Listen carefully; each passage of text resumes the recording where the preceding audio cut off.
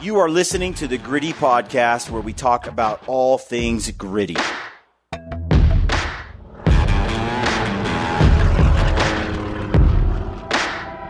Welcome to the Gritty Podcast. I'm your host, Brian Call, and today's guest is Arizona Game and Fishes, Callie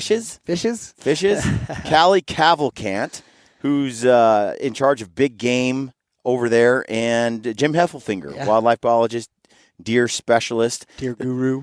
We get them on the podcast. We were at the Western Hunt Expo. We got to sit down with them. Callie was a big, she's kind of over how the tag allocations work. Brian had some questions. I had some beef with Callie. You know, she was awesome. You're going to want to listen to this podcast if you hunt in Arizona. Mm-hmm. She is very cool.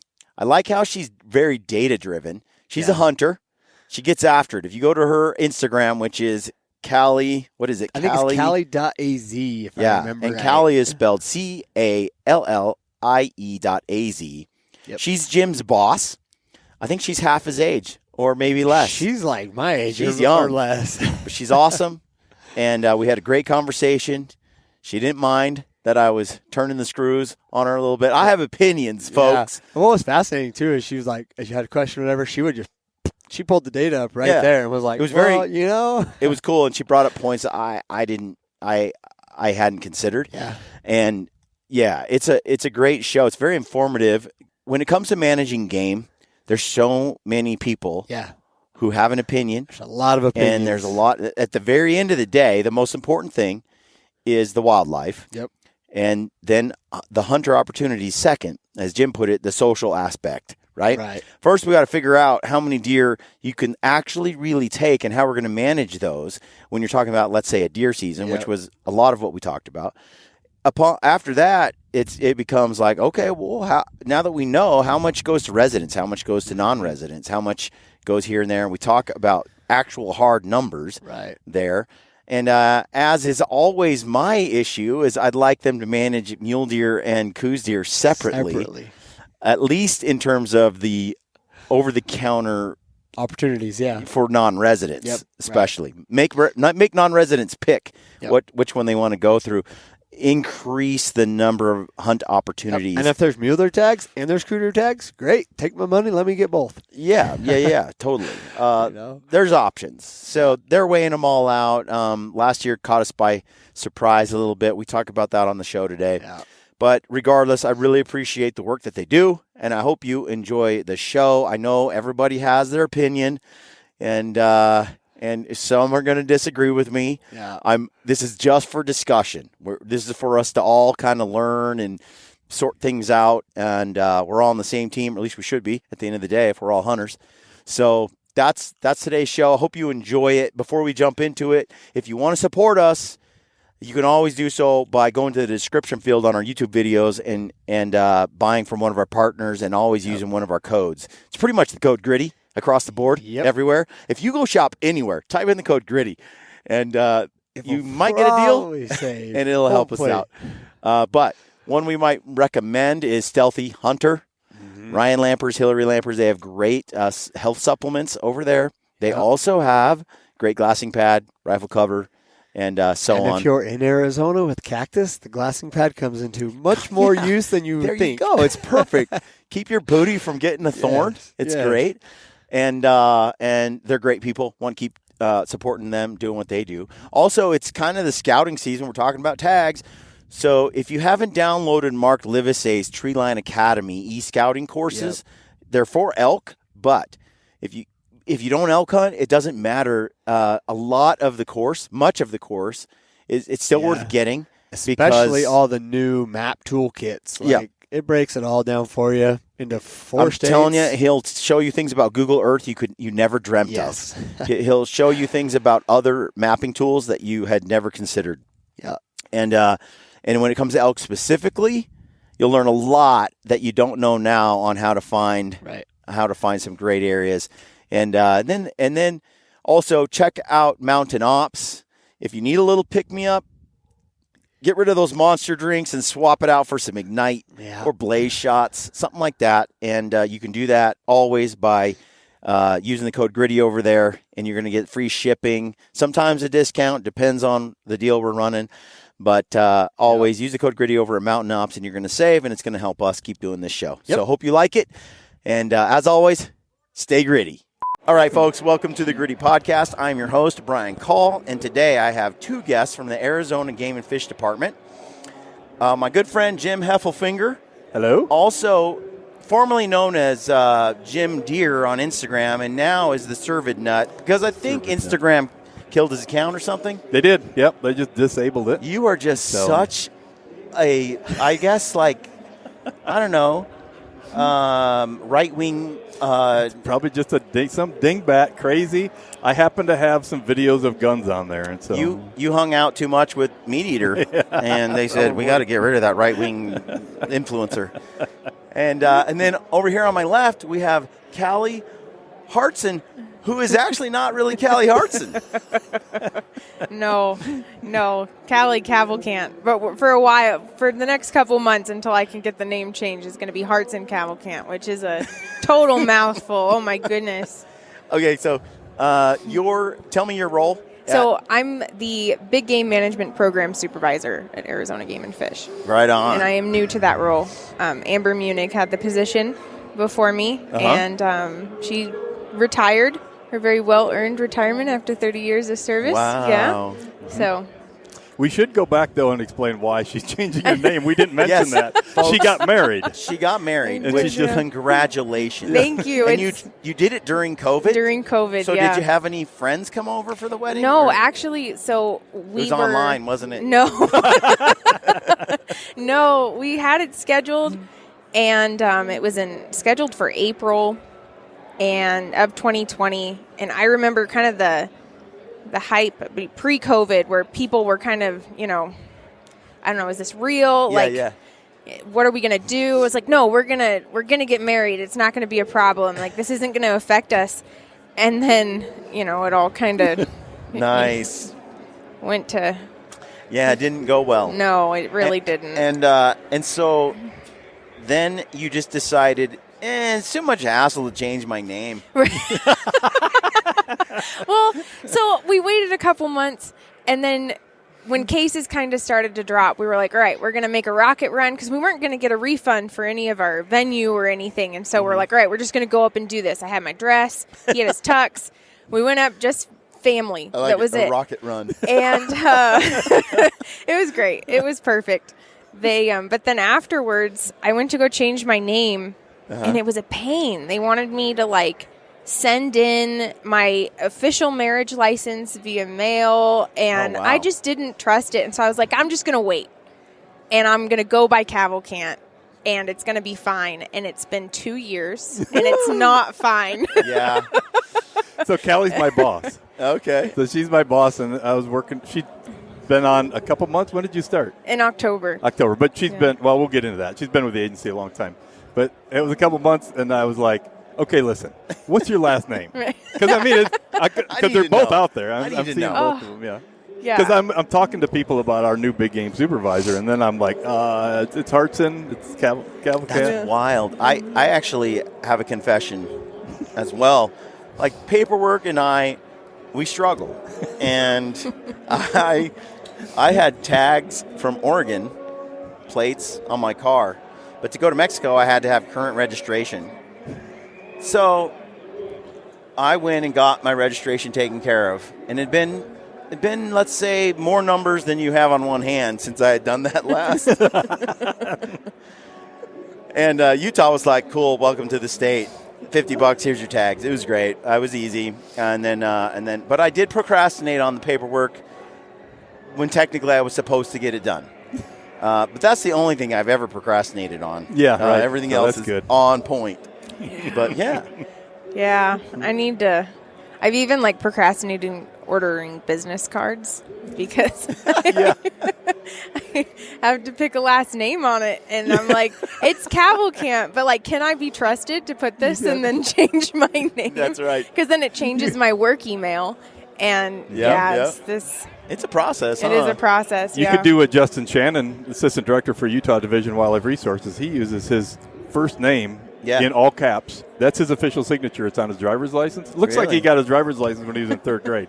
It just says Justin. You could do that. What is Cavalcant exactly? Is that like English? No, I think it's Italian. They, and I think it was Cavalcanti, and then they dropped the I there eventually. Nice. Yeah. Italian. Okay. They're a little hot-headed sometimes. See, they also like mafia stuff. I just don't cross him. He's got family. Oh, yeah. They all do. Okay, so let's get into some discussions here. So Jim mentioned how there were some there's been changes to the archery in Utah. In Arizona. Yep, I don't know where we're in Utah. But archery Arizona regulations. Yeah. So I want to talk to you about that. Sure.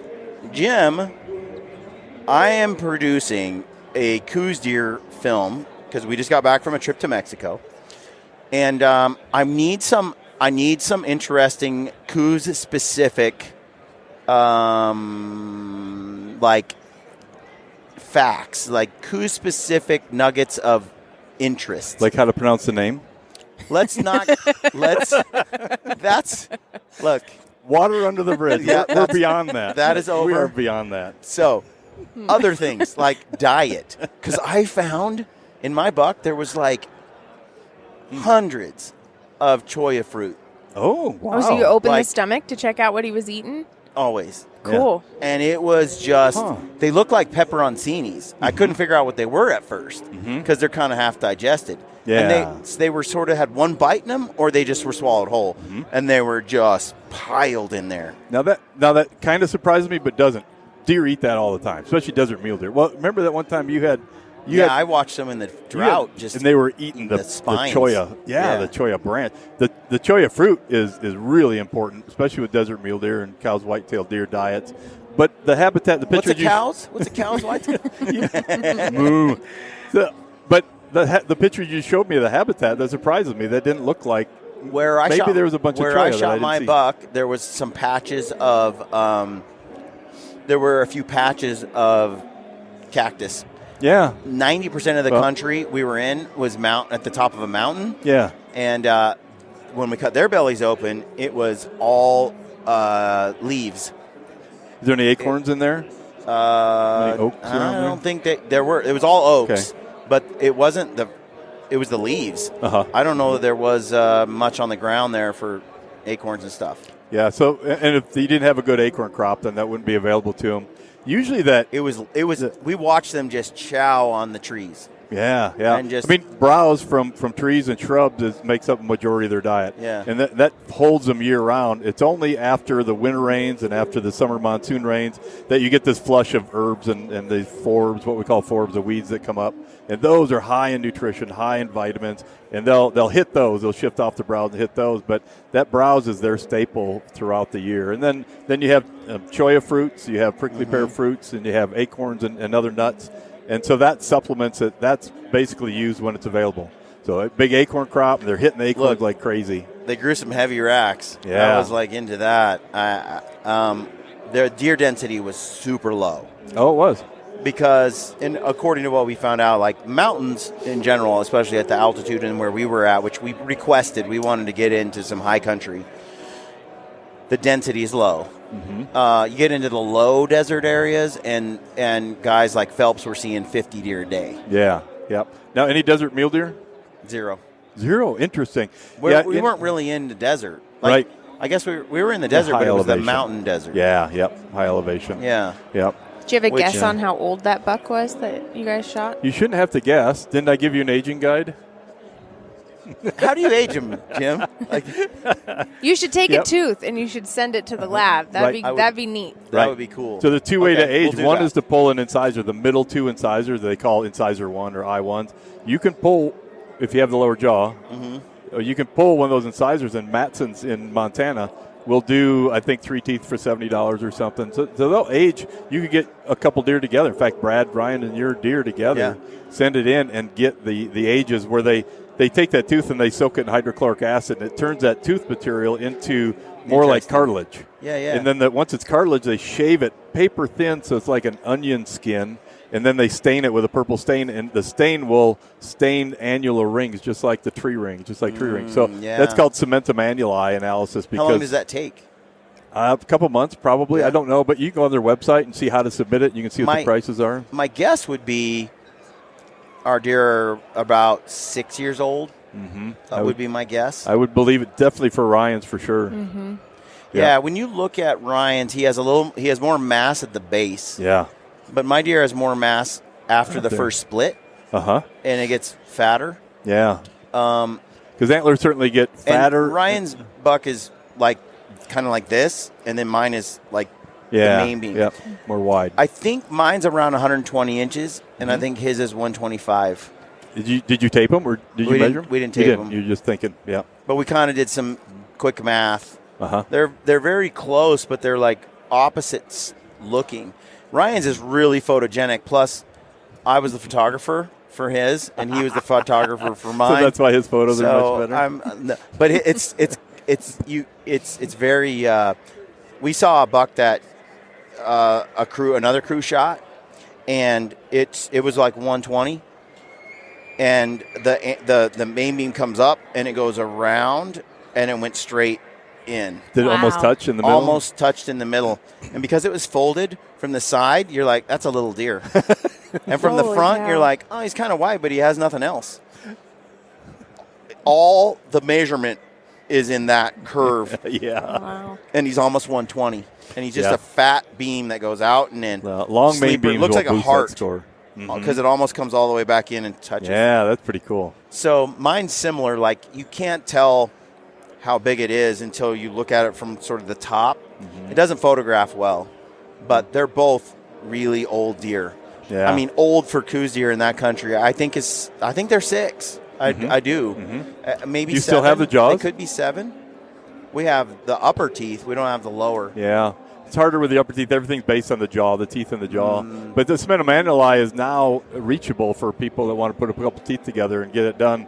It's usually what scientists would do in research projects, not for management. In management, we use tooth replacement and wear, and it's still replacing, like they're getting their baby teeth and their adult teeth through 2 years old. And so if it's a yearling, you can tell for sure it's a yearling. And then people have just developed different wear categories for 2-year-old, 3-year-old. Now, you can't tell, looking at the wear in the teeth, you can't tell a 6-year-old from a 7-year-old. Yeah. And so agencies generally will lump a 2.5 will be its own category. Category. You can tell a 2.5, but then we go 3 to 5. Yeah, we go 3 to 5 and 6 to 8 in those wear categories. But for management purposes, and even for hunters, that's close enough. If you could tell it's 3 to 5 or 6 to 8, that's useful. Yeah, it's interesting because like the bases on Ryan's are really fat, and I kind of equated that with. I mean, they don't have mass if they don't have age. Right. I just know that. But as it goes up, his quickly gets thinner. Yeah. Still carries a lot of mass. And mine's kind of thinner at the base, but as it goes up, it gets fatter. Yeah, that's strange. And so then... a big mature buck is going to have big, heavy bases because he has heavy bases. You can't have thin antlers on a big 6-year-old buck. Right. So you're going to start out heavy. If nutrition isn't really there for antlers, I can see them thinning out. Yeah. But it's not like a 1-to-1 rate. It doesn't happen like that all the time. It's not like his deer ran out of nutrition and yours got better nutrition. It doesn't work quite like that. Well, his is on a totally different diet, but they're both big. One of the things I told you how I saw the deer, and I'm like, okay, here's the giant, shoot this deer. And he's like, I don't know, is it really big enough? We go back and forth for quite a while. And I'm like, shoot the deer. And he's like, don't push me. And I'm like, well, I wouldn't want to tell you to do something that you might regret later, like shoot a giant coos deer. Yeah, right. I know. And so we have this back and forth for a while, and he's like, Brian, he's just too clean. He's just too clean. He doesn't have any, like, I can't quite tell the mass. And when they're that little, even if you have like night and the sun is on it, the glare from the sun thins the horns. It's visually tricky. And so you're looking at it, and I'm just like, Ryan, the thing's big, dude. This is as big a deer as you can get in a coos deer. And he's like, I don't know. And this goes on for 20 minutes. And it's in rifle range, and the rifle is there, and I'm just like dying. And then he finally goes, wait, I think I see a kicker. I see a kicker. It was the game changer. He's like, there's a 3-inch kicker on the left beam. Now he's all excited about the same deer. He goes, if that's really a kicker, I'm shooting it. I'm like, oh, hallelujah. Praise heaven. So he's like, oh, it is a kicker. It is a kicker. So we get ready, and long story short, we didn't kill that buck for another day or two. Days. So he took too long. He took too long. Yep. We always tell kids when we take them out, like on jackrabbit hunts and deer hunts, hurry up and get into position to shoot so you can take your time to shoot. So don't take your time and then try to hurry up your shot. So look at this Arizona buck that I had at 40 yards last year during archery season.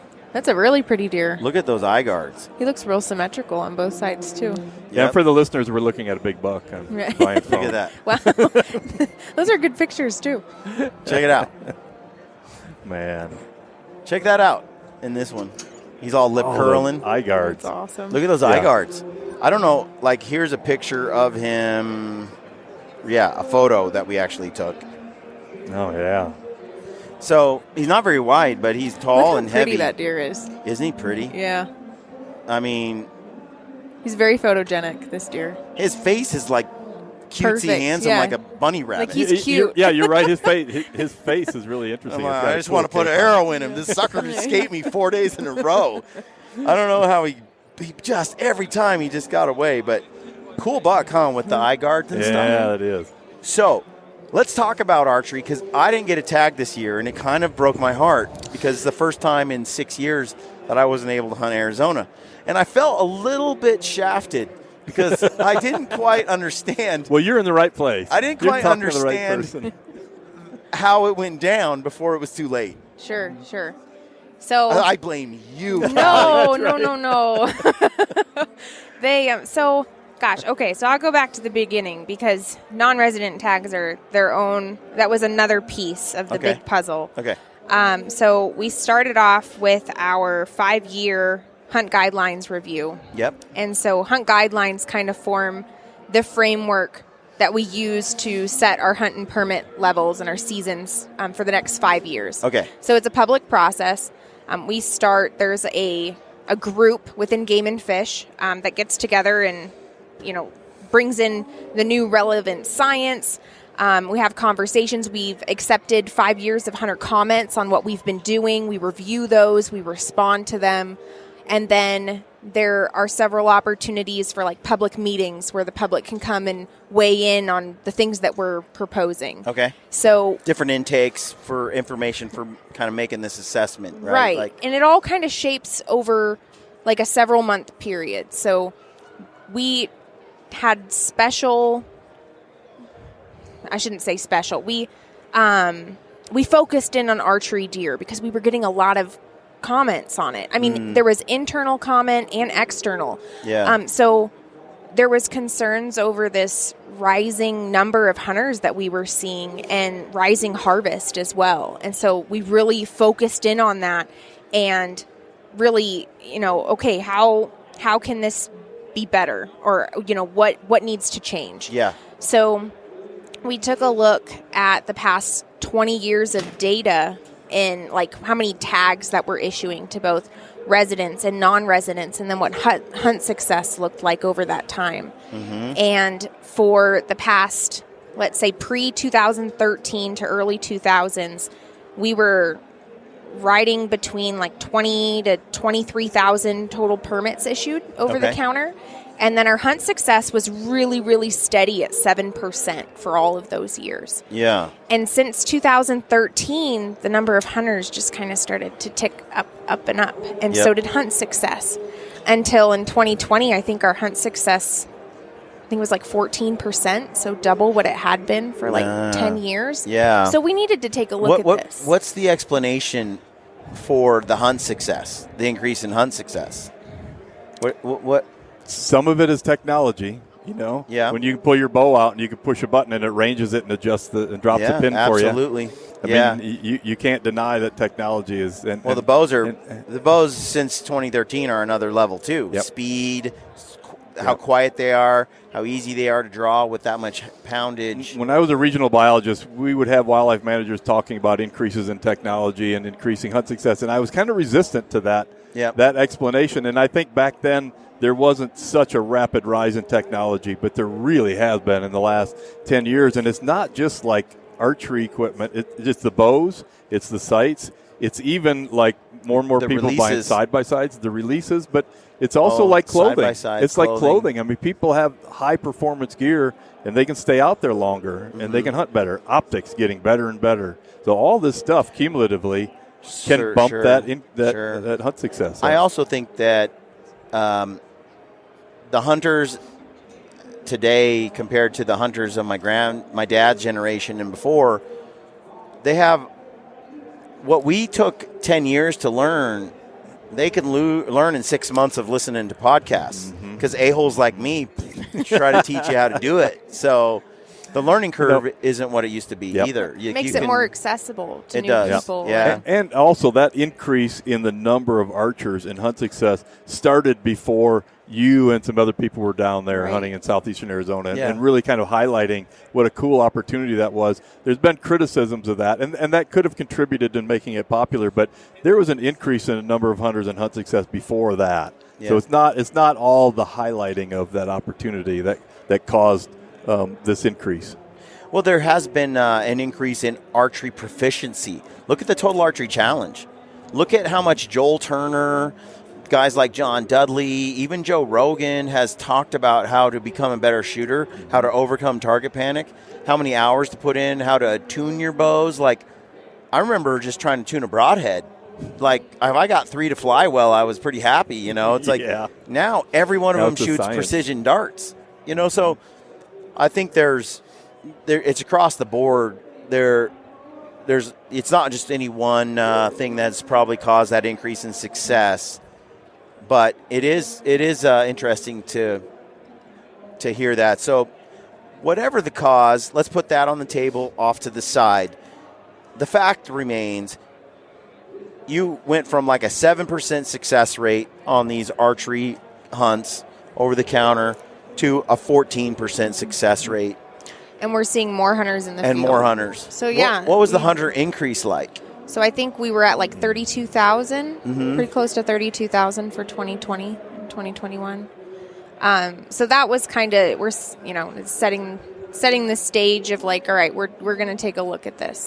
Now, if I interject my opinion on that one, I think there's more, as the learning curve has decreased, as people know how to hunt out west, guys like have learned, like guys from New York and Mississippi or whatever who want to chase elk and come out west, like they have done that, and good for them.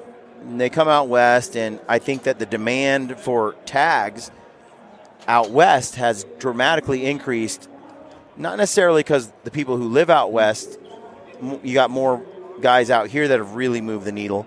I think you just have a lot of people from Midwest to the East Coast that are getting out of the cities and coming here annually. Yeah, we didn't talk about the COVID bump, but during COVID, when people were working remotely and sometimes weren't working, there was a federal furlough or federal lockdown. Federal people weren't working for a while they worked out the budget. But there was a ton of people that went into the field, and that was nationwide. That's not just Arizona. Everywhere, every state recorded like a 30% increase in hunting license sales and things like that. Giant increases, and that's that COVID bump. There's no denying that happened and got a lot of people out in the field. Yeah, absolutely. So, I think when you have a tremendous increase in demand overall for tags out west, every single western state has been pinched in terms of like their resources to the demand. The demand has gone up, and you still have, your limited opportunities. So I think that pushed people who were used to getting a tag in maybe Montana or Idaho annually. They're like, I didn't get that. Well, where else can I go? Oh, Arizona. And it's just a matter of time before the increased demand across all the states then pushed its way simultaneously into Arizona, but it was also the opportunity that still remained every year for people who maybe didn't get the tags they wanted in their own state because of the demand there. So if you're an agency that's in charge of managing the resource, managing deer, you can't just stand by with all of these increases and pretend like everything's good. It's our job to make sure that resource is managed properly. Yeah, and I've heard various things like, in one sense, we all want people to care about public lands. We want people to care about hunting. We want people to value it. We want it to be protected. We want it to be a resource that people care about. The more value it has, the more it's going to be treasured and cherished. At the same time, you have a whole subset of the hunting community that's like, yeah, I hate the way it is now. I liked it before when I just went hunting and nobody knew about it, and it wasn't as popular. Well, it's true. All the agencies have been on campaigns to get outside, trying to get people out to recreate. And then at some point we find there's too many people at the trailhead. Right. Mm-hmm. And so we talk about that among the Western agencies a lot, about how to manage this and trying to encourage more people out there. And we do need a big hunter base to support wildlife conservation and to support what we do. The last thing we want is a dwindling percentage of people that hunt. That'd be bad. Right. That'd be really bad. Yep. Okay, so increased demand, increased success rates. What does Arizona do about it? So we kicked around a couple options. We could have continued on with the way that we were managing things, which without going into the weeds of how that worked, it was working, but we were seeing this kind of domino effect of closing units where we were taking them out of the over-the-counter season and putting them in a draw because they were exceeding the 20% harvest from archery for 3 years. And so then we'd put them in a draw because demand was outweighing, what those populations could support. Yep. So then the other one was moving completely to a draw. Yep. And the third, which is where we are now, is maintaining the over-the-counter opportunity, but setting harvest harvest limits and mandatory reporting. And so when we brought this to the public, there was a webcast in October, a couple commission meetings. The overwhelming majority of the public that came and weighed in asked for what we have now. And so that's the direction that we went, was the harvest or the limits. In some ways, I feel like the mandatory reporting, having a statistics background and having spent a lot of time. You and I talked about that on one of the podcasts for a long time. I think that it's not as critical as people think it is because they don't understand math, they don't understand statistics, and so on. But for my part, what I like about it is you just remove that argument from people from now on. Like they can't go, oh, you're not collecting the data right. It's like, not that it functionally improves management, but then that's just one less thing they can point at as a weakness. Exactly. It's more or less you're like, well, we'll do it this way, just so that everybody will just know that it's fine. The numbers are mandatory. I think with a lot of mandatory reporting, they still get 70 and 80% compliance. It's not 100%. Yeah. It's still not 100%. Probably higher though. Definitely higher. Definitely higher. Mm-hmm. So you got the mandatory reporting. Mm-hmm. Explain the setup you have. Again, you got a quota, a harvest limit. Yep. A harvest limit. We have a number of deer that once that number of deer have been reported through the harvest. Yep.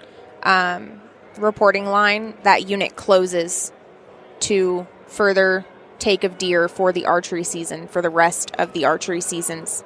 So that's August so this last season would have been August 2022 through January of 2023. So then it'll reset August of this year. Okay, so, and then what about tag limitations? So none on residents. Non-residents, there's a piece of legislation that went through, I believe in November, that gave our commission the authority to put a 10% restriction on the total number of tags that we sell to non-residents for over-the-counter hunts. Okay. So what we did is we averaged the number of tags that we'd sold the last 3 to 5 years for total archery deer and we took 10% of that number.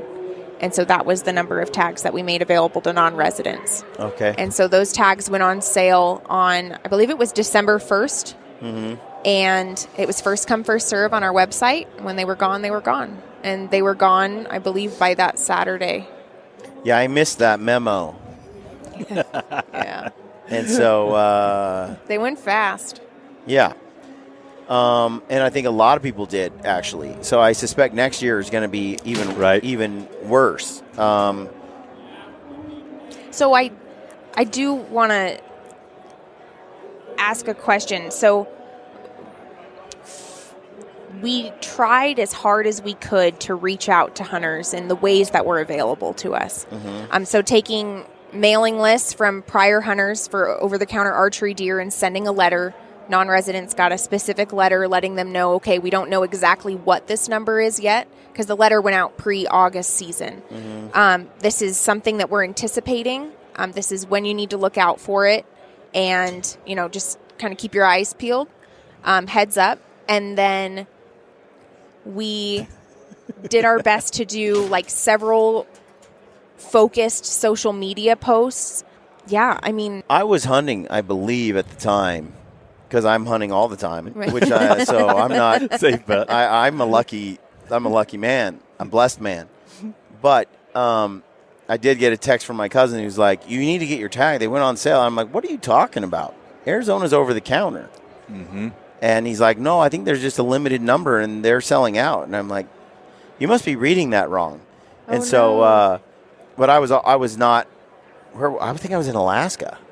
I was gone. And so you were in a raft with limited service. Yeah.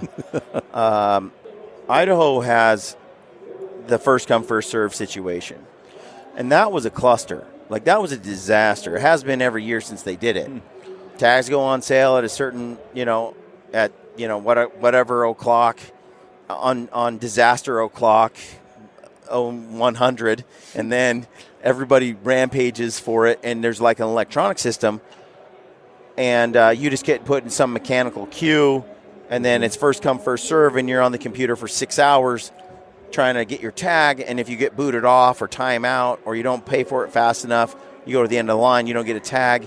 If you go to the facility, which a lot of us did this year, the system kept crashing. So they're like, okay, well, the system has been crashing for 45 minutes since we opened the tag sales, and only 3 tags have been sold since it kicked off. So here's what we're going to do.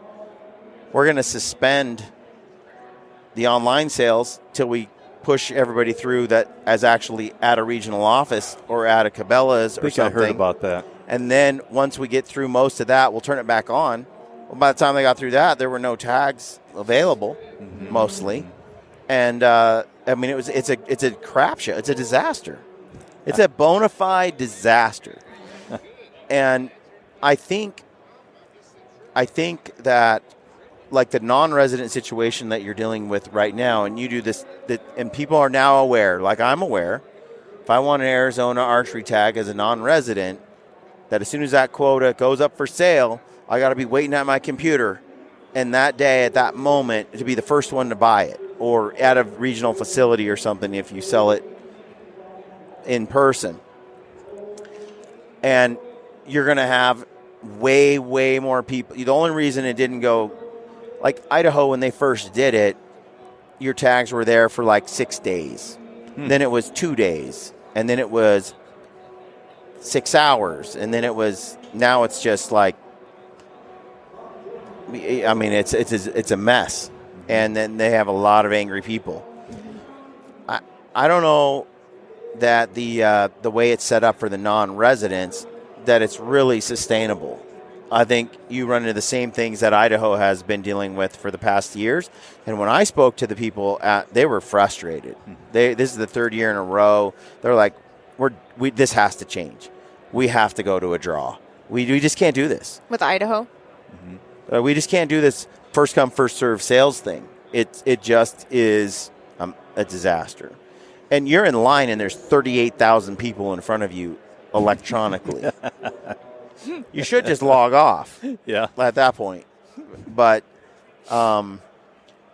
but if you're not number 8,000 or 10,000, you're not going to get a tag at all. That's for deer. For elk, you better be in the 7 or 5,000 mark, I think, to get one out of the queue. And you have to sit to your computer. We left at like 3 o'clock in the morning and drove to Idaho because I'm not far from the border. My dad and I were there, and there were people that were camped out there for 2 days prior to that. They had donuts and tents, and they were just waiting outside the game fish office for it to kick off. Wow. And my dad and I got the last 2 tags for the unit we wanted that were available in the line. And we were there all day. Wow.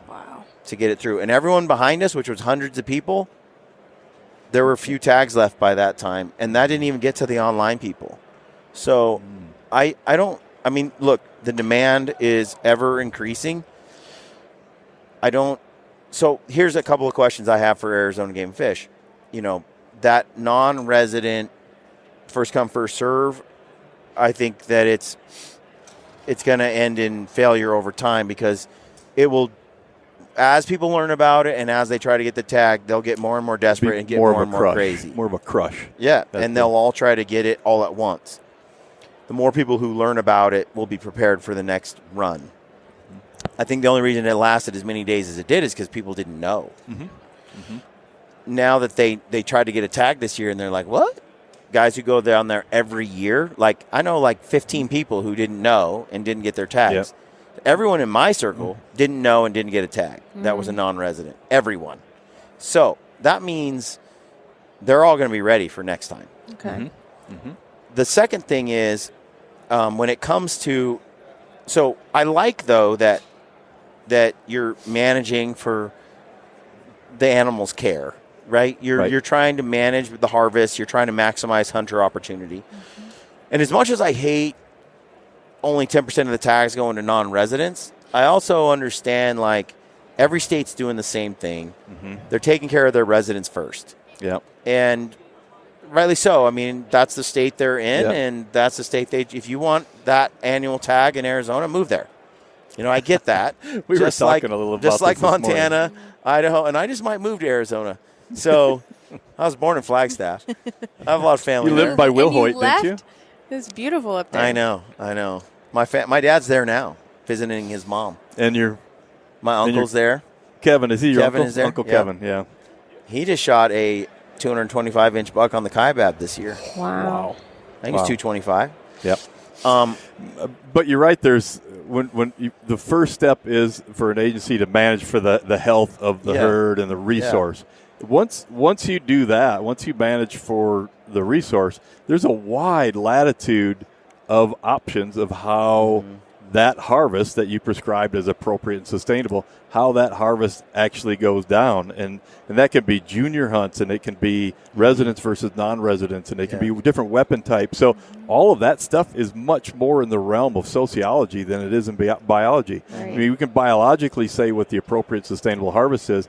Beyond that, how we fairly allocate weapon types and seasons and resident and non-resident is social. It's mostly social. And that's a very hard part of wildlife management, but it's an important part of wildlife management. And Callie and I were in a meeting this morning where we were talking to other biologists throughout the West and a couple of commissioners, and we talked about how almost everybody's a non-resident someplace else. We don't want to foster an anti-non-resident. Arizona doesn't. No agency wants to foster this war against non-residents. Some individual resident hunters sure do. They want to double the price and all this. Sure. But agencies really don't want to be antagonistic towards non-residents, but we do have this huge body of resident hunters that we primarily manage wildlife for and provide opportunity to non-residents. But you're always going to have residents getting preference.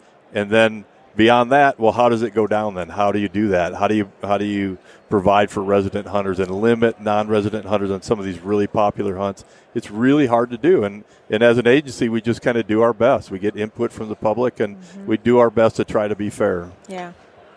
So on that note, okay, so here's my 2 cents on the archery side in Arizona, okay?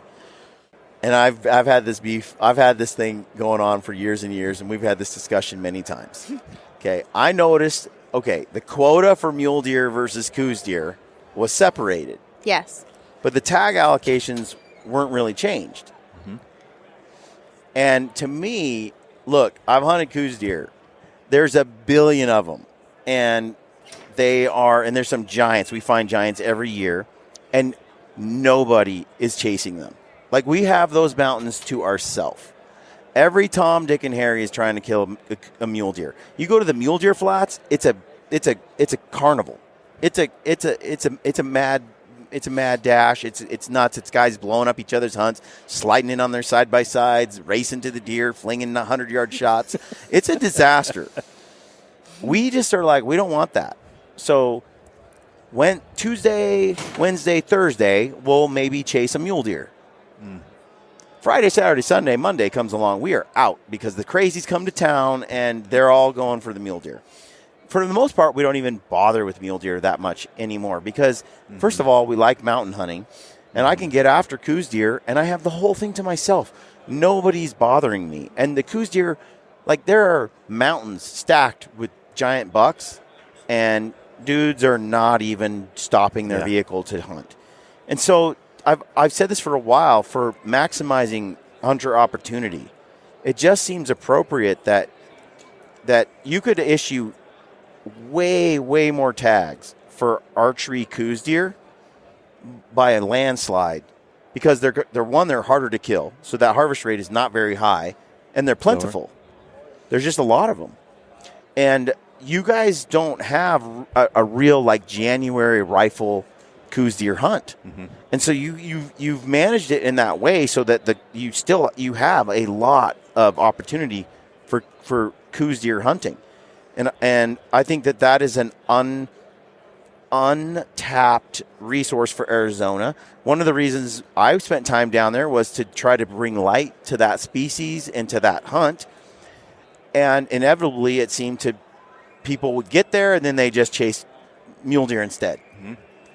So for me, it's like I see with the mule deer, they seem haggard, pressured, and pushed, yet they seem very adaptable to it. Like, I don't see them sickly or weak or anything, but I do see the majority of hunters are for that species. And it feels to me like that we should have more make people choose. Do you want to hunt mule deer? Get in this pool.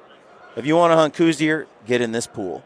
And with that, the number of people that can just go down there, a lot of guys will say, well, I'd love to chase a mule deer, but I can only get that tag in a draw as a non-resident every 3 or 4 years, but I can do over-the-counter Coues every year because the harvest rates are so low and there's so many. Well, so the way that we allocated and we determined those harvest limits, we looked at for each unit.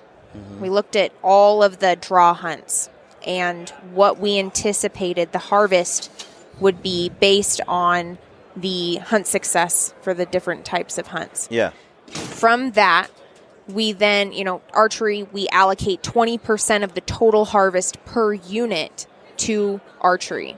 Yeah. So we use that number to then calculate what a 20% archery would have been. And so that was used to determine the harvest limits. So we did see, I think we had 75 total units and seasons, so individual harvest limits for archery this year. Mm-hmm. We saw just about half of those close this first go around for this change. The majority of those were mule deer units.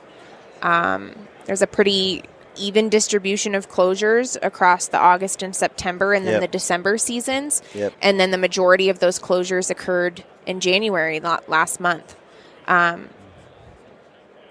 Which is what I would have totally predicted, And a lot of those whitetail units were still open. Those Coues units were still open. Like, there was a lot of opportunity still available for people to get out and hunt. Less so for the mule deer opportunity. Yeah, and look, just the sheer number of mature Coues deer bucks that I see and that we chase. We can go on 2 or 3 stalks for big Coues deer bucks a day, and we can go find another pocket here, another group there, and we truly are alone. Like, guys aren't trying for that species. So it seems to me like, especially on the non-resident situation where you're going to restrict just a certain number of tags, if the coos was managed independent of the mule deer in terms of harvest rate and tag allocations, it just seems like there's a lot of opportunity that's going untapped because of the way they're mixed together right now. So, for example, you'll close a unit, like you did have as far as I understood it, you had a mule deer quota and a coos deer quota. For some units, For some units. And so you kept it open, even though the mule deer quota was met, you could still take your tag and go hunt coos deer. That's right. Right? For many of those other units where the coos deer are out there, I don't think you're going to meet that quota anytime soon, and the tag allocations could quadruple, and it wouldn't impact that number. But we're not allocating tags. Like, it's an unlimited number for residents, as many residents that want to go out and hunt and have the opportunity to do so. It was just the limitation on those. So still a ton of people can go. And it was just non-residents for this January season. So it didn't take effect until this January, any of the 2023 seasons. So that's January 2023, August, September, and December.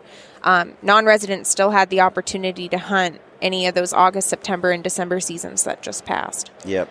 And I think, what you were mentioning about, the lower hunt success for whitetail and maybe the demand, I think maybe we saw that and how quickly some of the mule deer units closed and the whitetail units are open. I mean, that could have definitely contributed to that. Everybody that I've hunted with or gone down there with, or, 90% of them try to hunt coos for a few days, and they say it's too hard, it's impossible, it can't be done.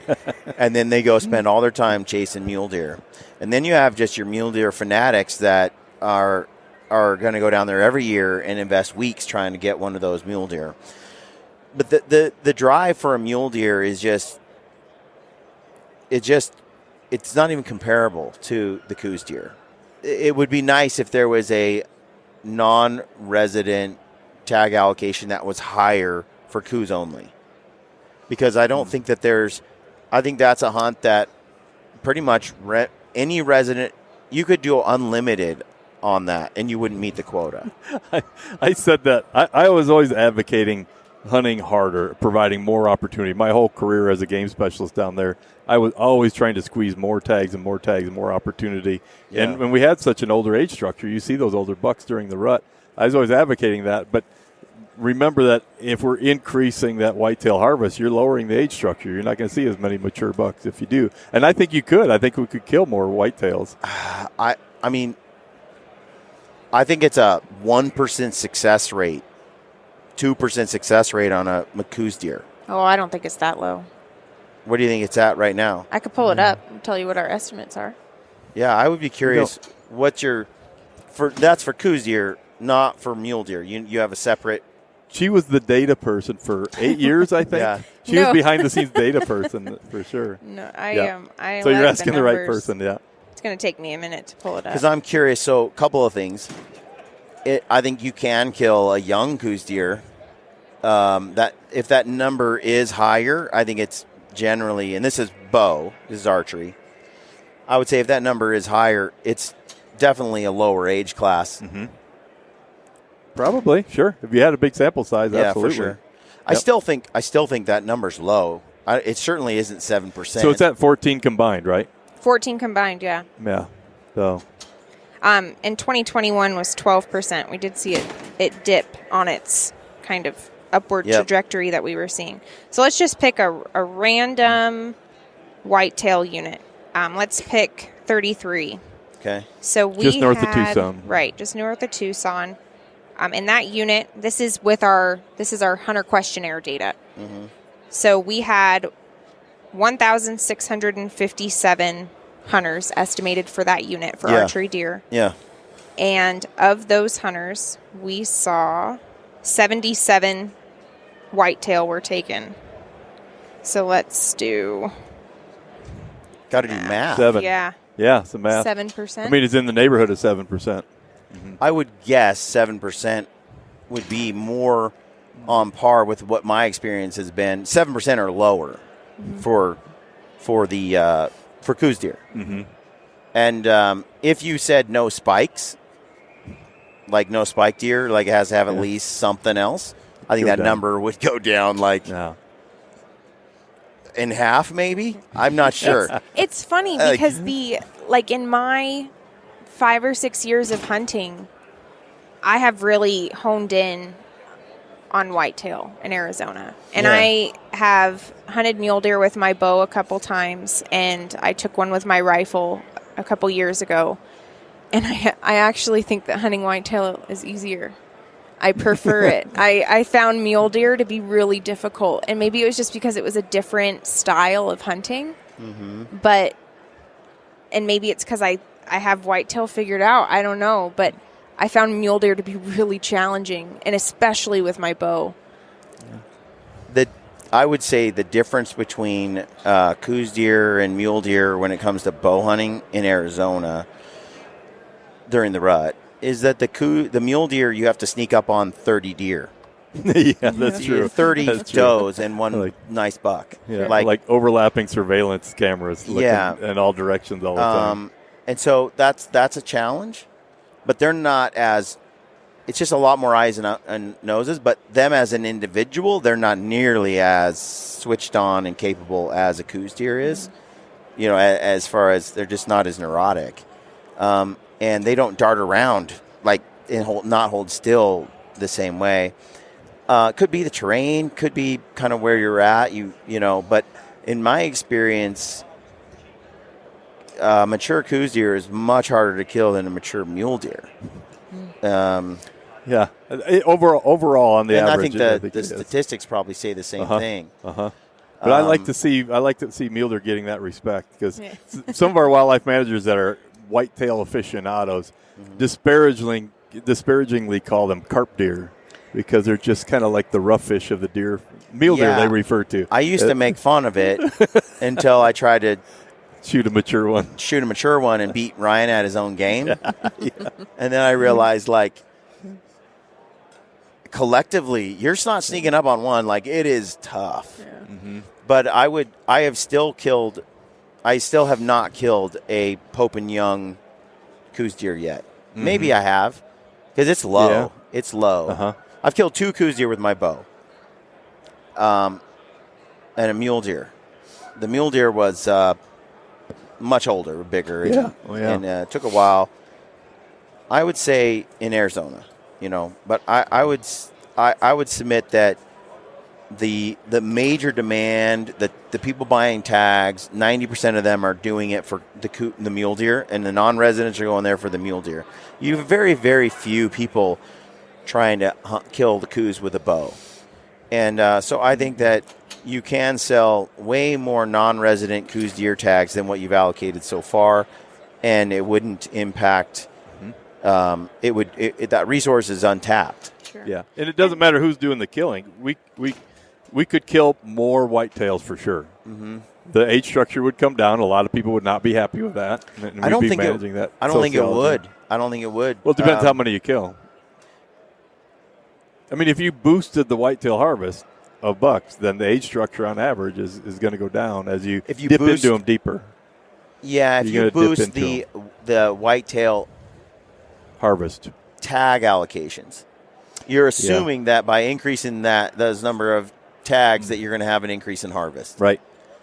I'm not sure you're going to have you're not going to. I don't think you're going to have a major increase in harvest. I think you're going to have it should be 7% of the tags, though, right? If hunt success is 7%, it should be 7% of the increase in tags. No matter how many tags you sell. So if you went from 10,000 tags at 7% to 20,000 tags, it'd be 20,000 tags at 7% hunt success. So you're saying you're double the hunt success, the number. You double the harvest. Harvest. Not doubling the harvest success, number. But the harvest, Yep. That'd be curious. And we could do that if everybody loved small deer like me. Right. I don't think that number includes mature Coues deer. Just don't believe it. Which number? Oh, the 7%? Yeah, Oh. I think that a huge part of that number is spikes and fork and horns. Could be.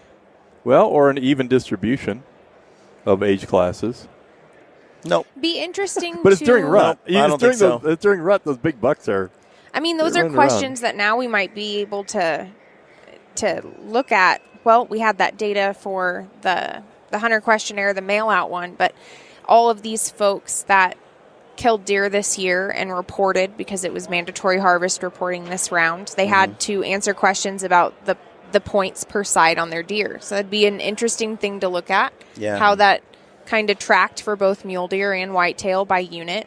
It'd be an interesting curious. data set to take a look at. Yeah. When I see people who killed coos deer, because I run into them, we're out there archery hunting, everyone I run into has shot a 1 or 2 year old buck. Like, they're just dumb enough. No doubt they're easier. They can kill them. But you try to start killing those, 2-point, 3-point or better type bucks. Like you said, that Arizona one last year, you got within 40 yards four times or something. And Brad had him somehow magically knew that he needed to go. Brad had him within 25 yards as well. Wow. And never got the shot. I just think that I agree that you don't want to decrease the quality of the age class of the number of bucks you have down there. That's why when you guys don't do a January rifle hunt, we just did one in Mexico. Right. Man, if you had that hunt in Arizona, you could smash some giants. But what's great about it is you don't, and so it creates all this bow hunting opportunity for some spectacular deer. But now I feel like you have done that, but now because you have the combined kind of tag setup for non-residents anyway, they're just hosed. Like getting an archery tag for coos deer is now a once every 5 years for a non-resident. Or, I don't know. Now I wasn't involved in that when the commission went to 10%. But is that a maximum of 10%, right? 10% or less, or up to? I think it's up to 10%. Up to 10%, and so that's the direction from the commission. It's in statute. It's in statute. Yeah. So in statute, up to 10%. So the commission can't do 15%. No. In statute, which is pretty unusual. Right, but you could say you have this many tags for coos deer, you have this many tags for and just mule deer. So if we went to a draw, we're still up against the same 10% for non-residents. It's up to 10% in statute. True. For a draw. Draw.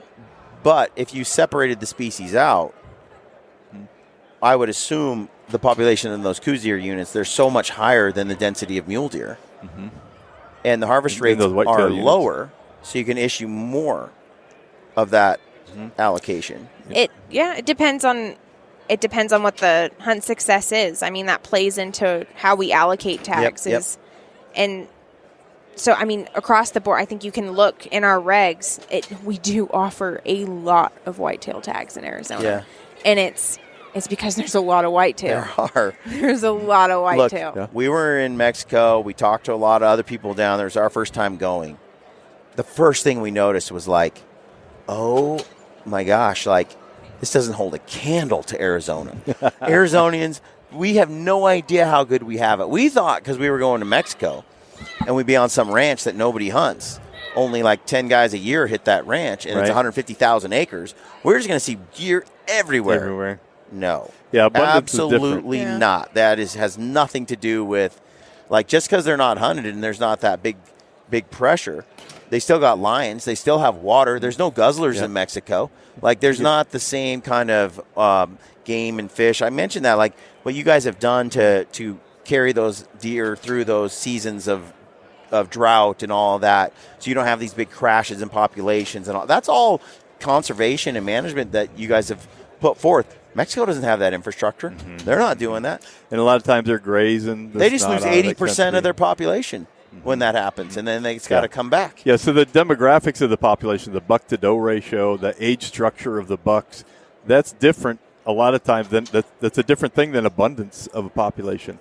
Deer density is different. So, if we want to manage a population to a lower abundance, then we would start killing females. We would reduce that population. And that's kind of very different than managing the buck segment, where you're managing what kind of age structure do you want, what kind of buck-to-doe ratio do you want.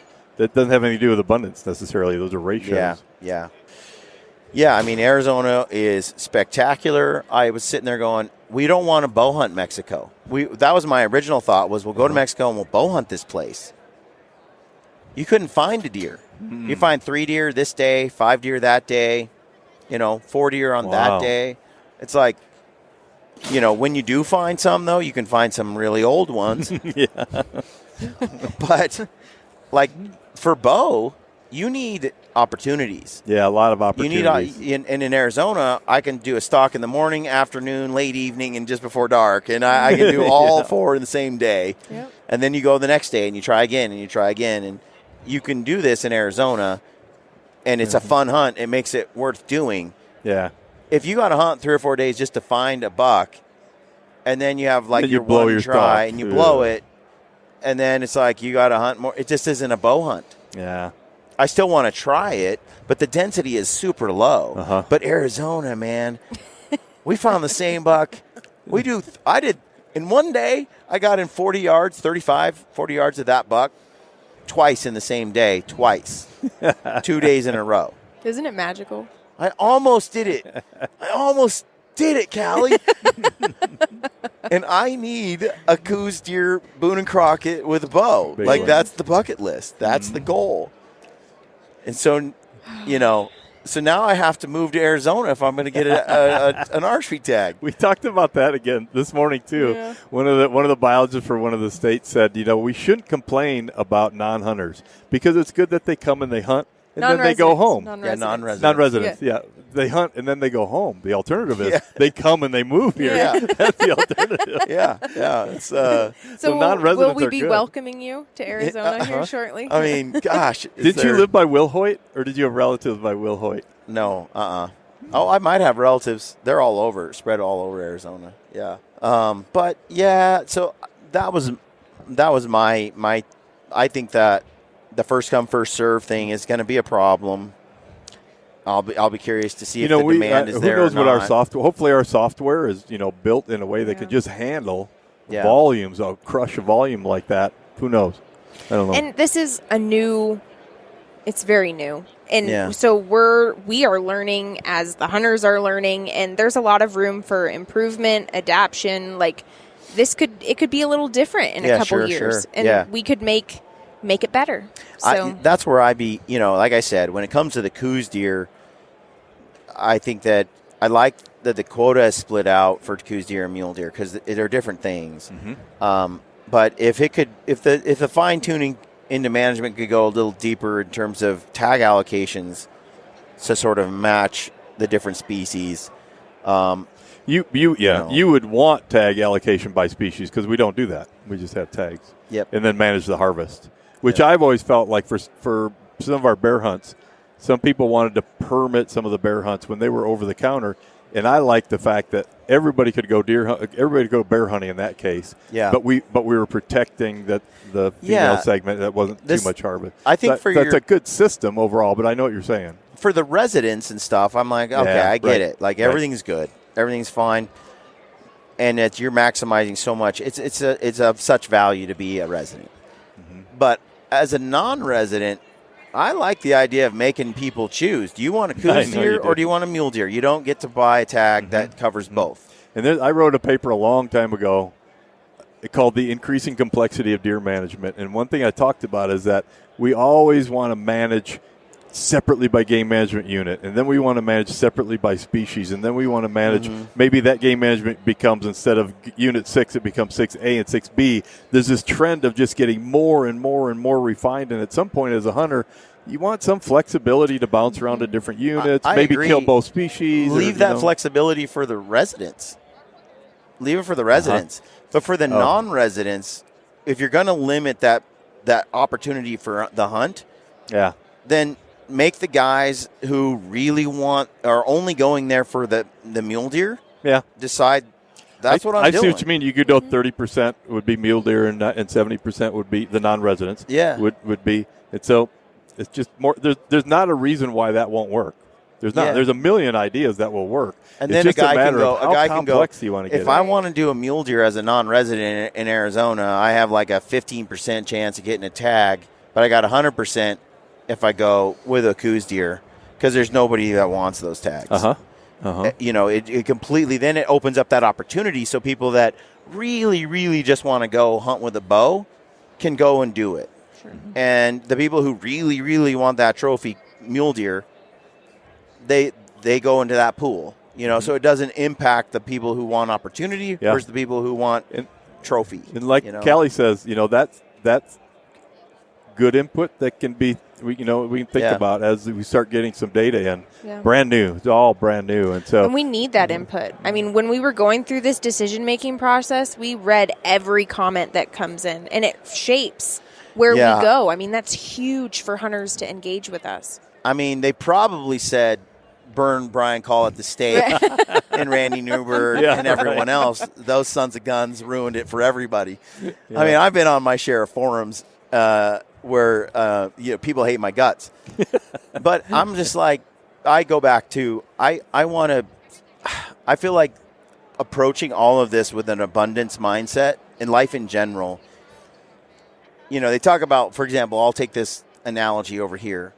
They talk about overpopulation, and there's these theories on how we should manage, the climate and the impact and so forth. And you have one camp that says we need to shut down the population, we need to limit births, we need to do this, we need to do that. And then you have the other camp that says we need to invent our ways into better and better means of technology, power consumption, and so forth, to the point where there's more than enough resources for everyone. We just need more and more technology and more. It's there. We'll just find ways to manage it better and better. Or it's scarcity. There's not enough. We're running out of food. Get rid of this population. Get rid of that. I just feel like when it comes to hunting, it's similar in the sense that as that demand increases, ways to figure out how to make the populations healthier and stronger because they're more valuable increases. Like if you look at the way back in the day when there weren't that many deer in some areas didn't even have a turkey. And now there's so many turkeys you could shoot 3 a season. Yeah. Yep. And everyone gets to hunt. And so to me, yes, the demand is going up and more people want to do it. But in turn, the cascading effect, I think, will be better management practices, a tailoring of, the social part of how you manage this system. And I think the other part is the animal populations themselves will thrive more because you're putting money behind their survival because they're a valuable resource. And we as an agency and a lot of agencies, we're not alone, have really been focusing more in recent years on being more proactive in helping populations grow, rather than, as some people say, custodial, where you just sit by and you watch what's going on and you kind of manage ratios. Yeah. We've been very active in habitat improvement and trying to really improve more water sources in the desert and more habitat improvement to try to make more deer, put more deer on the mountain for sure. Mm-hmm. Yeah, because you guys have a spectacular resource. You'd think with the desert you wouldn't hold that many animals, Right, but it's surprisingly productive. The Sonoran Desert, surprisingly productive. And the Sonoran Desert down in Mexico, though, isn't. Not right, at that same level. Now, we did talk to Jay Scott, and he said, if you go to lower country, there's a higher density, but it's not the density you have. Not like that. Yep. So, no, Arizona's sweet. I think you guys have done a great job managing the populations over the years. Thanks, because that was my region for 23 years. Yeah. Right. You're thanking the right guy. I think the elk, have impacted, because the elk populations are so good too, that they've definitely taken over some historic, I think, mule deer ranges. Yeah, that's a really confusing topic too. And someone did a West-wide survey in the 90s of deer and elk populations, and their conclusion was you can't broad brush that elk-mule deer relationship. That in some cases it depends on the ratio of elk to mule deer. Yeah. Some cases they saw increasing elk populations and the mule deer populations were increasing with them. because of habitat conditions. And other times where elk populations were going up and mule deer populations were going down, and people were saying it's the elk. But then there's other places where both elk and mule deer are going down, and it's really a population or mountain range specific. You got to look at specifics in whatever area you're talking about. You can't make general statements about elk outcompeting mule deer in general. Okay. Depends on the ratio. There's way more elk. If you got a whole ton of elk coming down onto mule deer winter range, that's not good. If you just have a few elk, it's probably not an issue. Well, I appreciate the work y'all put in, and I don't envy some of the public scrutiny that you get, because if you make 50% happy, you're going to piss off the other 50%. And if you make that 50% happy, the other 50's pissed off. So it is a tough position to be in. It is, but all that input's super important. I mean, if people are engaging, that's what's important. It's a public process. It's a public resource. People should be sharing their opinions, and that's a really important piece. So, yes, sometimes it can be challenging sitting in the seat and reading through all of them, but at least they're engaging, and that's awesome. Yeah. The worst thing is if nobody engaged, nobody cared, because we don't want nobody caring about wildlife. We want everybody caring. And people think, I'm not going to comment. They don't listen to that. But we do. We do. We think about it. And if someone has good ideas, we discuss those and think, is that a direction we want to go? This idea that we ended up with, this harvest limit approach, was actually an idea brought forward by the public. I love that. I freaking love the whole harvest limit quota situation. Like in Montana, you can do the unlimited sheep tag. There's two sheep per area. You can when the quota's met, the hunt's over. Mm-hmm. You can throw your hat in the ring and you can go. They sell 25, 30 tags. I don't know. And then once that quota's met, and a lot of years the quota's not met at all. I only kill one sheep out of the two available. And what happens then? You're just like, you get to keep hunting, and the season just ends, and you didn't meet the quota. Yep. So I think that does – where else can I could go on a sheep hunt every year technically. Yeah, right. Bighorn sheep hunt every year in Montana because of that situation. Mm-hmm. Now, the quota might end the first week or be filled the first week, but often it's not. And otherwise I got to pay $50,000 to try to kill a bighorn or plus. That would be a good deal. You know what I mean? Mm-hmm. So – opportunity like that, I think, is special, and I want to see that continue. You ought to check into that Idaho situation, though, because I just see the writing on the wall.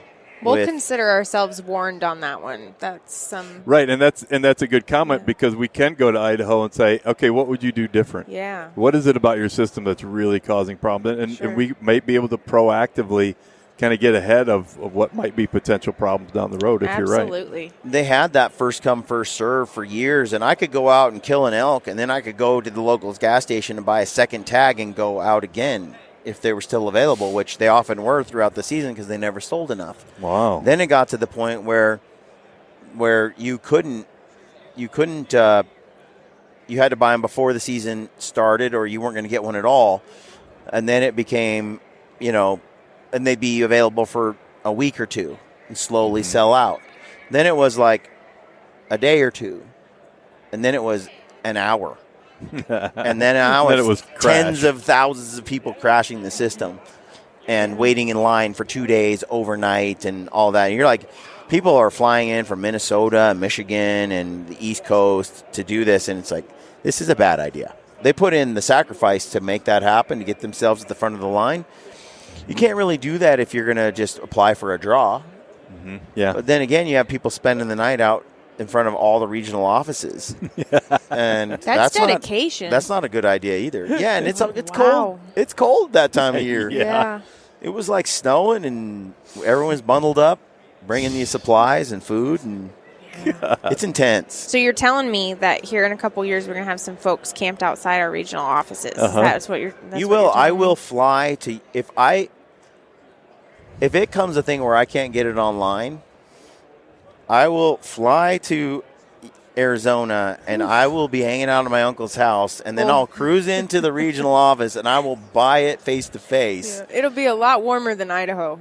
Because trying to get that tag online is going to be yeah. That's my prediction. eventually.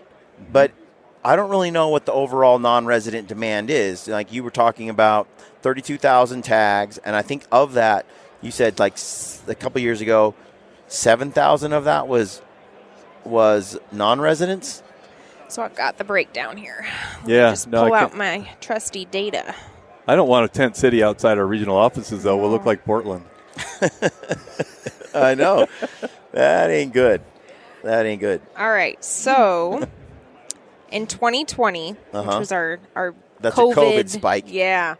So we sold a total of 30,606 tags for over-the-counter archery deer. Of those, 3,224 people were non-residents. So that made up 10.5% of the total tags sold. And you had 10% of those tags available this year. We had 10% available of the average total tag sales for the last 5 years. So that was, how many tags was it, Jim? Do you remember? I don't. I think it was 1,890. Oh, yeah. So I think that's what it was. 1,800 tags, and your COVID spike year, you had 3,200. So you're turning away over 1,000 non-residents. Just 1/3 of what typically. So right now you have a 2/3 chance of being able to get it based on the demand. And let's see what 2021 was. Let's normal out our COVID spike. So in 2021, we sold just under 32,000 tags. We sold 4,176 of those tags to non-residents. So they made up 13%. That was way higher. That's way higher because and makes sense because not residents went to Arizona during COVID, but non-residents didn't. Yeah, could have been some of that. Because you have the COVID spike had fewer non-residents by far than your other year. Yeah. And our non-residents have slowly gone up. But so have our residents. Like as it becomes more popular. But in 2020 you had 3,200 in 24. Yep.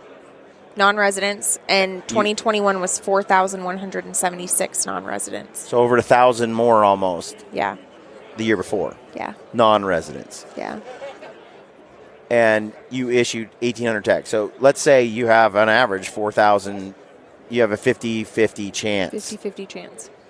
That means 50% of the people are not going to get a tag. That's not as bad, I think, because I think in Idaho you're looking at like 38,000 people in a line for 7,000 tags. That's a huge demand on a system too that's trying to filter through and like issue tags. Well, online. And it's not a true number either because, a dude's wife is on her system for her husband, and he's on his work computer and his own computer and his phone, right? trying to get in line and game it all. We had some of that this year too. Like when we went through and kind of validated our tags sold, we found maybe approximately 100 people who had duplicate tags that we sold 2 tags to. So then 3 weeks later, we issued those 100 tags again on the website. They were up for grabs. So, but yeah, it's not 38,000. Oh my goodness. Yeah, so it might be that it's not as bad as Idaho, but I don't know that it's not an elk tag that everyone in the East Coast wants to get, and all the other Western residents want to get. Yeah. So it is a little different. I don't think it has traditionally the sort of demand for that hunt. It's January. Most guys hunt in the fall. Yeah. There is some though. You're talking 50% reduction in available tags to the population, people who want to do it. And so it may not be. It might become first come first serve. They might sit there for a week or two, and but the opposite. I mean, it could just be. I don't know. It'll be interesting. We'll see. There's a lot of things we'll see pan out over the next couple of years. It's new. It is very new. What's been the most surprising thing you've learned as you've done as you get the metrics back and people are responding to the mandatory surveys and all that kind of stuff? I haven't had a chance to dive into the data yet, but I'd say the most surprising thing, there were some units that closed that I didn't expect to, or some units that stayed open and much longer than I expected. Really? I found that interesting. There were some units that were really not surprising that they closed as quickly as they did. Unit 1 is a good example of that. It had been a draw archery opportunity for several years before this, and we brought it back to this structure, and it closed within, I think by that first Sunday of the season, it had met its limit. Wow. So very quickly. Yeah, that's a thing that this system sets up with a quota, and you guys have traditionally such long seasons that guys who would normally hunt in the last part of the year, they don't even get their chance. Yeah, because everyone's hitting that quota early. Sure. And that only happened for 2 units that closed for the first week, 1 in 27. And then is real steady after that. I think 9 closed for the first August-September season, another 9 during December, and then the bulk of the closures, another like 17 or 18 units closed in January. So there really there's opportunity the whole time. Nice. So I think I expected, I don't know what I expected, maybe more closures. Yeah. I mean, 50% is a decent number to close, but most of them closed in January. Most of them were open the whole time. Yep. That's nice. Yeah. That's nice. I like that. They worked the way that we designed You expected them to. Yeah. Yeah. That's about right, huh? Yeah. And so because of the limitation on the quota, you're kind of guaranteeing in a way that you're not over harvesting. So do you think that the capacity of the areas can increase with the amount of animals it can hold? Do you see some of these areas, growing in numbers? Abundance of deer, you mean? Yes. Yeah, sure. A couple rainy years would do that. Yeah. Really? I mean, in the Southwest, precipitation drives so much, and so you get a good rainy year, you get a bunch of fawns on the ground. But if you get drought the next year, all those fawns die anyway. So you need a good rainy year, a big fawn crop. Those fawns are then yearlings the next year. You got to keep them alive, so you've got to have kind of a second rainy year to keep those yearlings alive. And a lot of those yearlings are not going to breed. Those yearling females in the Southwest don't breed as much unless you got good nutrition. But if you get a third year, that now you've got all those fawns that are now breeding adult females, and you can really crank that population up. That'd be cool. It's hard in the desert, the Sonoran Desert. It's hard to go in there and fix the habitat to improve the deer population 30%. It's so much driven by precipitation. Yeah. But when you get that, you can really build populations. Yeah. I mean, it's rare that you find deer like this. This is my dad with Kevin's buck. This year? Oh, my gosh. That's the buck he shot this year. This was the buck from the Kaibab? Yep. Wow. That's a beautiful deer. Wow. It's nuts. Yeah. And I think that, they hunt there all the time. Geez, Arizona sure is doing a good job, huh, Uncle Kevin? Yes. Did he turn in his post-hunt questionnaire? That's my question. Hey, that's my question, too. I'm sure he did. Oh, He is so responsible and all that, just like his nephew. It's very important. Where is the picture of it? Yeah, right here. Oh, wow. In the snow, too. Wow. Yeah. I do follow him. I guess I just missed that. That's awesome. I mean, look at the mass on that. I know it. So I would submit that this deer, the monsoon season, the weather, the growth window was just so good. So was that an early season Kaibab tag or a late season? Probably late season, right? Snow on the ground. Let me see here. This was October 28th. Oh, wow. So the early season. Posted wow. That's a great early season buck. Wow. You got anything you want to tell the audience? Submit your questionnaire. Submit your questionnaire? Yeah, that's an important one. I mean, as a regional biologist for 23 years, we sat down and did hunt recommendations, which flow up through Callie's position. and turn into the statewide recommendations. And we use survey data and we use harvest data. And we sit out there and biologists risk their lives flying around in helicopters collecting survey data. And all we ask is for hunters to check a couple boxes and throw it in the mail or go online and no, that's all they have to do for the other half of the equation, the harvest data. Okay. And hunters really need to be our partners in managing deer populations by providing the data they can. And we're trying to make it easier. We send emails now. If you register an email when you put in for the draw, this next go around, we're going to start sending text messages if you opt in to receive text messages. Yep. Trying to make it as easy as possible. And it takes such a short amount of time, and it has such a huge impact on how we manage our game species. Yeah. I stand there at the stove cooking supper and respond to my questionnaire. And, on your phone, it's easy. Do you guys have a draw coos deer hunt? That's archery. Is everything archery over the counter for that? I don't know. Whitetail, I think I can't think of any. Any of them that we've gone to a draw? Probably not, because it's whitetail. Right. Probably hasn't. Mule deer, definitely. So we kept some of the units that we manage for older age structure. We kept several of those out of this over-the-counter opportunity. Those went to draw, but not so with whitetail. No. Well, folks, hope you enjoyed this podcast. I did. I got to share my. You got the vent. Your opinion. Yeah, share my opinion. Give some personal input. That's important. Mm-hmm. So it's much better to do that in the presence of someone who can answer the questions, though. Yeah. Talk to you about it. Sure. No, like I said, and I think you guys have done a great job. It's a very difficult job. I appreciate it. Yeah, very appreciate much. it. Thanks too. for having us on. The conversation. It was fun. It was fun, Callie. Yeah, it was good. Let's do it again. Thank you very much, Jim. Yep, for sure. Thanks for tuning in, folks. Stay gritty.